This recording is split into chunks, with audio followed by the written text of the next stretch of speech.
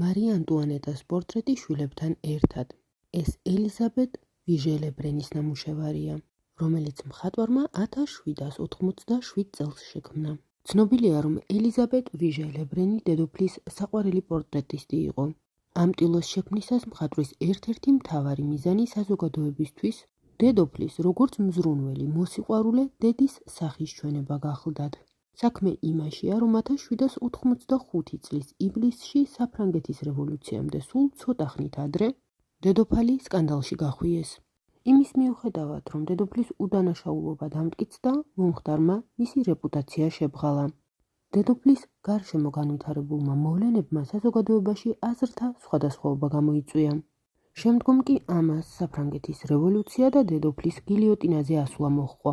ამ ტილოს შექმნით ვიჟე-ლებრენი შეეცადა საზოგადოებისთვის გავრცელებული წარმოდგენის საპირისპიროდ დედოფლის როგორც მზრუნველი და მოსიყვარულე დედის სახე ეჩვენებინა. დედოფლის მხართან ვიჟე-ლებრენმა პატარა პრინცესა გამოსახა. დედოფალს კალთაში მისი უმცროსი ვაჟი ლუი მე-17 უზის. შორი ახლოს დგას ტახტის მემკვიდრე დოფინი, რომლის მზერა მაყურებლისკენაა მიმართული. ხელით ის გარდაცვლილი დის სოფიას საწოლისკენ მიგვითითებს. ნამუშევრის პირველი საჯარო ჩვენება პარიზის სალონში 1787 წლის აგვისტოს თვეში იყო დაგეგმილი, თუმცა რიგი მიზეზებისა და გამო თავდაპირველად ელიზაბეტ ვიჟე-ლებრენმა ნამუშევრის გაგზავნაზე უარი განაცხადა. ის მიიჩნევდა, რომ დედოფლის ირგვლივ ბოლო ხანებში განვითარებული მოვლენების შემდეგ ამ ნამუშევრის ხილვა საზოგადოების გარკვეულ ნაწილში პროტესტს გამოიწვევდა.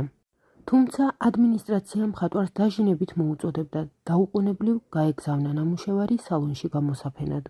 1789 წლამდე ნამუშევარი ვერსალის სასახლეში იყო გამოფენილი.